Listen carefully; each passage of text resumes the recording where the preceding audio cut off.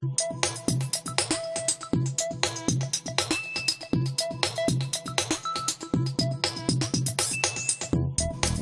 à tous et bienvenue dans cette édition. Les titres, les clients des prostituées dans le viseur de l'État, qu'en pensent les associations de défense des femmes en situation de précarité à Toulouse? Les loges des commerçants du marché Victor Hugo vont-elles devenir hors de prix pour les professionnels? Et enfin, quelles conséquences pour le pluralisme des médias et les acteurs de la culture si TLT disparaît? Nous en parlerons avec Pierre Lacaze, bonjour. Bonjour. Vous êtes le responsable du groupe communiste de la ville de Toulouse et vous viendrez parler aussi de la fête de l'humanité qui se tiendra ce week-end. Mais tout d'abord, nous l'apprenons, Natacha Laurent démissionne de ses fonctions de déléguée artistique de la Cinémathèque. Après avoir été déléguée générale de l'institution, elle rejoindra désormais le monde de l'université. Le 12 juin prochain, les députés discuteront à l'Assemblée nationale de la pénalisation des clients des prostituées et de l'abrogation du délit de racolage. À Toulouse, notre confrère Jérôme Bolloc a rencontré l'association Oser le féminisme qui lutte contre le droit et la dignité, pour le droit et la dignité des femmes et par-delà contre l'esclavage des jeunes filles prises dans les réseaux de prostitution. Reportage. À 17 ans, nuit après nuit, je me décomposais peu à peu, jusqu'à devenir une morte vivante. Un client toutes les 15 minutes, pendant 8 heures d'affilée, soit une trentaine de clients chaque nuit. Imagine-t-on ce que c'est? Ce témoignage poignant est issu d'un documentaire projeté ce soir à l'Espace des Diversités à l'occasion d'une grande soirée débat autour de la question de la prostitution. L'occasion également de sensibiliser le grand public autour de la loi abolitionniste. Cette loi, en fait, elle rend pour la première fois possible une approche vraiment globale de l'abolition de la prostitution, à savoir à la fois aller à l'encontre du réseau de proxénétisme, une grosse partie aussi sur l'éducation à la sexualité, parce qu'il faut prévenir de la prostitution et surtout éduquer à la sexualité les jeunes sur une égalité entre les femmes et les hommes. Ensuite, de permettre aux prostituées qui souhaitent en sortir de pouvoir en sortir. Et surtout, de pénaliser les clients, puisqu'aujourd'hui, ce ne sont pas les clients qui sont pénalisés, mais bien les prostituées. Après avoir été retirée par les sénateurs, la pénalisation des clients vient d'être remise dans le projet de loi par les députés.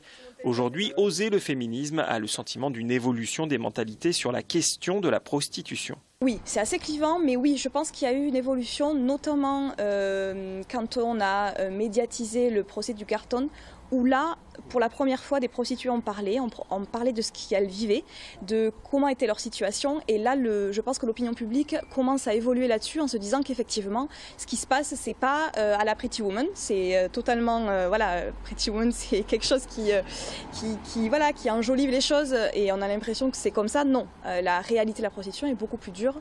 Une chose est sûre, le débat risque à nouveau d'être passionné à partir du 12 juin à l'Assemblée nationale. Le prix des loges des commerçants des marchés Victor Hugo, des Carmes et de Saint-Cyprien va-t-il augmenter de façon modérée ou non? Le loyer deviendra-t-il inaccessible pour les professionnels? Nous avons entendu le tout et son contraire depuis quelques jours. Pascal Soler est allé au marché Victor Hugo remplir son panier de mécontentement et de propositions. Dans les 3 marchés couverts de Toulouse, à Victor Hugo, au Carme et à Saint-Cyprien, les commerçants paient un loyer mensuel compris entre 1 000 et 130 € pour une loge, selon la surface et l'emplacement.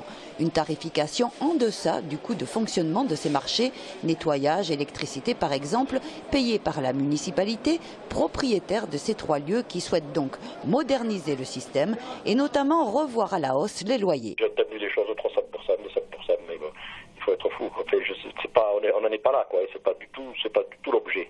L'objet, c'est pas de renflouer les caisses de la ville par le biais des marchés. Ça faisait 40, 50 ans que c'était le même système.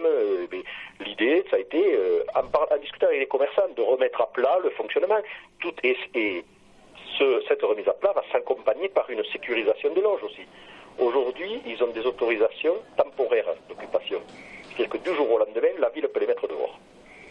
Mais moi, j'estime, et les commerçants aussi, qu'il pourrait y avoir une sécurisation des loges, comme ça se passe à Lyon par exemple, sous forme de concession ou autre, qui dirait que le commerçant rentre sur le marché et il est là pendant, il est sûr d'y être au moins pendant 10, 15, 20 ans, ça c'est à voir avec eux, quoi. Au marché Victor Hugo, on est plutôt confiant. La ville associe les commerçants à la réflexion sur les changements à opérer et ça c'est rassurant. Toutefois, les commerçants restent vigilants. La crise économique, la conjoncture à court terme n'étant pas forcément extraordinaire, les entreprises, dans leur quasi-totalité, auraient beaucoup de mal à avoir une augmentation significative de leurs charges. Il existe des modèles économiques qui aujourd'hui sont précaires et on ne peut pas les chambouler de manière trop forte sans remettre en cause la pérennité de grand nombre d'entreprises, ou même la majorité. Les commerçants du marché Victor Hugo se disent prêts à faire des efforts et à prendre à leur charge, par exemple, les frais de nettoyage du marché qui laissent à désirer. Le nettoyage, c'est scandaleux. Le nettoyage, la mairie ne fait pas face.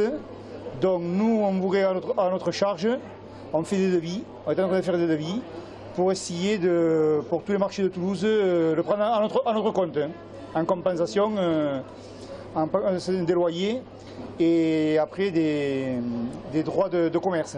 Pas sûr que la mairie accepte cette compensation, ce sera l'objet de nouvelles discussions programmées jusqu'à la fin de l'année entre les commerçants et les élus. Nos confrères de la Dépêche du Midi ont affirmé que la mairie de Toulouse, principal actionnaire de TLT, prépare la création d'une web télé qui dispenserait informations locales et municipales. Une télé, je cite, qui serait donc aussi clairement siglée Capitole et Métropole. Le cabinet de Jean-Luc Moudinque a réagi de son côté en déclarant que cette option n'était pas à l'ordre du jour. Rappelons que TLT est consultable depuis des années sur Internet à l'adresse suivante www.teletoulouse.fr. Et nous sommes avec vous, Pierre Lacaze, vous êtes du groupe communiste. On sait que la fête de l'humanité se tiendra ce week-end. Alors c'est la fête des solidarités, la fête de l'humanité. Alors êtes-vous solidaire de la situation de TLT dont le sort serait scellé le 3 juillet prochain? D'abord, je tiens à saluer tous les salariés de TLT, sa direction, sur l'ensemble de l'historique d'ailleurs de la chaîne. C'est une des premières télé locales en France, c'est Dominique Baudis. Et aujourd'hui, la ville de Toulouse doit prendre ses responsabilités pour permettre de sauver TLT. On a l'échéance du 3 juillet, donc il faut des éléments nouveaux. Il faut des éléments nouveaux sur les dépenses, il faut mettre un moratoire sur les loyers, enlever de la dette une partie ou la totalité des loyers dus de TLT, et puis que la ville s'implique sur un effort publicitaire plus important. Elle en a les moyens. Vous savez, Toulouse Métropole a dégagé 63 millions d'euros d'excédent en 2014. On l'a su avant-hier. Donc il y avait un scénario catastrophique. On verra le compte administratif de la ville, mais la ville de Toulouse a les moyens d'aider TLT. Moi, je pense qu'il faut aujourd'hui un mouvement de soutien à TLT, un mouvement fort. À la fête de l'humain, il s'exprimera, à la fête de l'humanité, mais il y a aussi la question de la Grèce, donc on est sur des questions de dette, puisqu'il y a une invitée d'honneur, c'est une dirigeante nationale de Syriza, qui sera là à partir de vendredi et qui restera sur Toulouse jusqu'au lundi, qui prendra la parole avec moi au meeting le dimanche. Il y a de très nombreuses personnalités qui seront sur la fête. D'ailleurs, nous avons invité les groupes de la majorité. Bon, ils s'excusent actuellement parce qu'il y a la demi-finale de rugby. Oui, mais cette question de TLT, il y a un débat sur les 1 an de droite à Toulouse, les 1 an de retour de Jean-Luc Moudinque. Il y a un débat à 18 h le samedi. Donc il y a plusieurs questions quand même. Il y a les impôts, 15%, les hausses de tarifs, les économies, 105 millions d'économies prévues, et la question de TLT. Et TLT est viable. Moi, je fais le pari que TLT est viable. La question d'une TV web par la mairie, bon, c'est à vérifier, j'espère que c'est une fausse information. Toute l'énergie de Jean-Luc Moudinque aujourd'hui doit être mise dans la sauvegarde de TLT. Il faut qu'il acte l'idée, qu'il donne des éléments nouveaux au tribunal d'ici le 3 juillet, donc moins de dépenses. Et sur les recettes, je pense que le conseil départemental, le conseil régional, voire des grandes entreprises privées, doivent faire des efforts. Oui, vous n'êtes pas contre l'idée d'un repreneur privé, en partie? Là, je suis pour sauver la chaîne. D'ici le 3 juillet, il faut des éléments nouveaux. Donc il faut de l'apport en recettes, et moi je pense que l'immédiat, c'est de l'apport publicitaire. Des dépenses en moins, ça la collectivité peut le décider, notamment sur les loyers.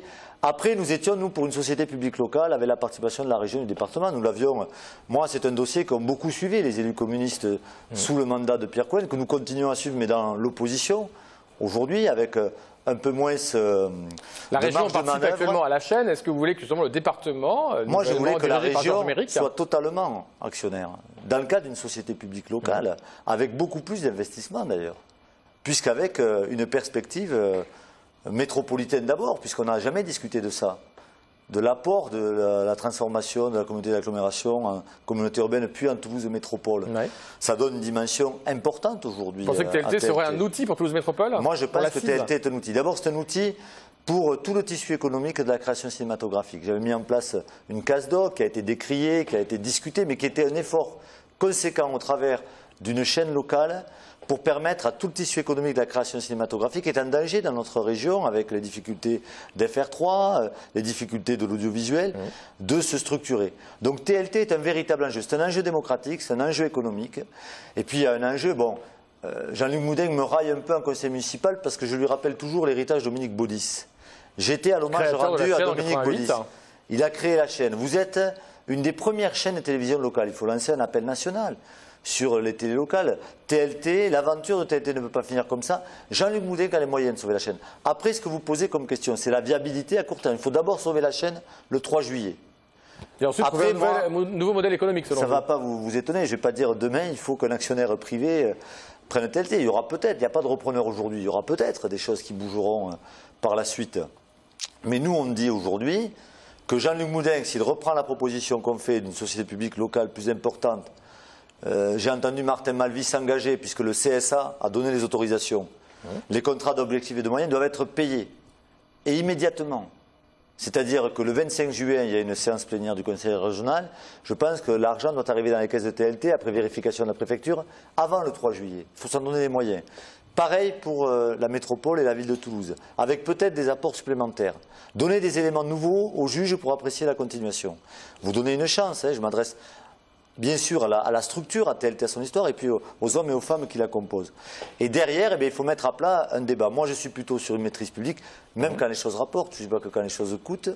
Donc, il faut discuter et voir après la viabilité économique. Mais ça serait un camouflet en cette année où on a rendu hommage à Dominique Baudis, je le dis sérieusement, à Jean-Luc Moudin, et bien sûr à tout le réseau que représentent les amis, les proches, la famille de Dominique Baudis à Toulouse. Ça serait un camouflet terrible. Jean-Luc Moudin ne doit pas permettre ça. Donc il faut qu'il sauve TLT d'ici le 3 juillet et que dans les 6 mois qui viennent, on ait un réel plan de reprise public, où c'est plutôt, je pense, les perspectives de la nouvelle municipalité qui cherche à tout privatiser. Mais je le rappelle, Toulouse a les moyens. Le scénario catastrophique qui avait été annoncé, en tout cas c'est vrai pour Toulouse Métropole, vient d'être mis à nu par les chiffres réels. 63 millions d'euros d'excédent en fonctionnement en 2014. Ce n'était pas le séminaire financier de M. Briand, le monsieur impôt de la ville de Toulouse. Qui est élu. Donc il y a des moyens, qui est l'adjoint aux finances de la ville de Toulouse. Merci Pierre Lacaze. Je vous rappelle, la fête de l'humanité, c'est tout ce week-end, la fête des solidarités. Et vous aurez donc une invitée d'honneur grecque. Et nous vous invitons à la fête tous. Merci. Chose est dite. Merci à tous de nous avoir suivis. À demain pour un nouveau journal.